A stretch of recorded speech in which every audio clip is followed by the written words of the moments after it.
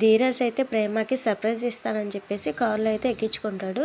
Seat belt పెట్టుకోవే అని చెప్పేసి చెప్పగానే నువ్వే పెట్టు అని చెప్పేసి ప్రేమ అయితే అనేసరికి ధీరజ్ అయితే ప్రేమకి సీట్ బెల్ట్ అయితే పెడతాడు. ఇక ప్రేమ అయితే ధీరజ్ని అలా చూస్తూ ఏంటి కొత్త వరుస అన్నట్టుగా ఒక సాంగ్ అయితే వేసుకొని సర్ప్రైజ్ ఏంటా అని చెప్పేసి ఆలోచిస్తూ ఉంటుందన్నమాట.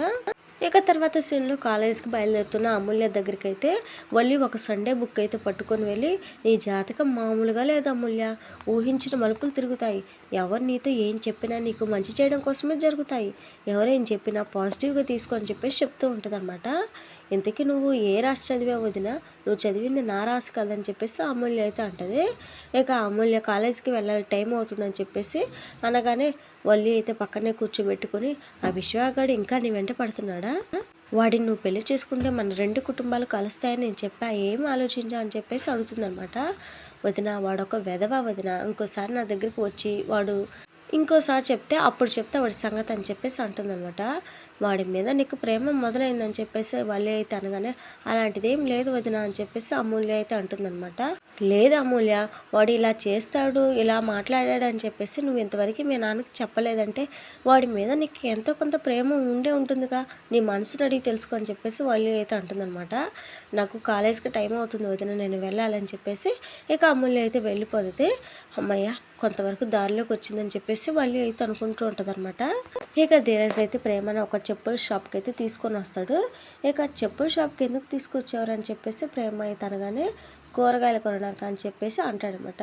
వెటకారం ఆపి ఎందుకు చెప్పరా అని చెప్పేసి అనగానే నువ్వు పోలీస్ అవ్వాలనుకున్నావు కదా, ప్రాక్టీస్ చేయడానికి షూ ఉండాలి కదా అని చెప్పేసి అంటాడనమాట.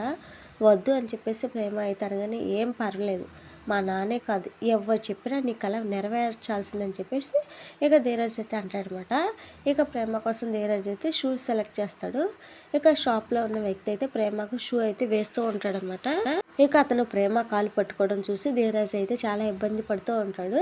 ప్రేమ కూడా ధీరజ్ని గమనించి ఇక కావాలని అతనితో చాలా మోడల్స్ అయితే మార్పిస్తూ ఉంటుంది అనమాట. ఇక ధీరజ్ అయితే ఇక తట్టుకోలేక నేను చూసుకుంటా భయ్యా, మీ పని మీరు చూసుకోండి అని చెప్పేసి ప్రేమకి తన షూ అయితే వేస్తాడనమాట. అతను నా పాదం పట్టుకోగానే నువ్వు చాలా పాజిటివ్ అయిపోయావేంటి అని చెప్పేసి అడుగుతుంది ప్రేమ ధీరజ్ని. నేను ఎందుకు ఫీల్ అవుతా అని చెప్పేసి ధీరజ్ అవుతాను కానీ ఏంటి మ్యాటర్ అని చెప్పేసి ప్రేమ అయితే అడుగుతుందన్నమాట. అంత సీన్ లేదు అని చెప్పేసి ధీరజ్ అనగానే అయితే లేవరా అతని పని అతను చేసుకుంటాడని చెప్పేసి అనగానే ఇది కూడా నా బాధ్యత అని చెప్పేసి ధీరజ్ ప్రేమకైతే షూ వేస్తాడనమాట. ఇక ప్రేమ అయితే మురిసిపోతూ ఉంటుంది. ఇక అమూల్య అయితే కాలేజ్కి వెళ్తూ ఉండగానే విశ్వ అయితే ఫాలో అవుతుందన్నమాట.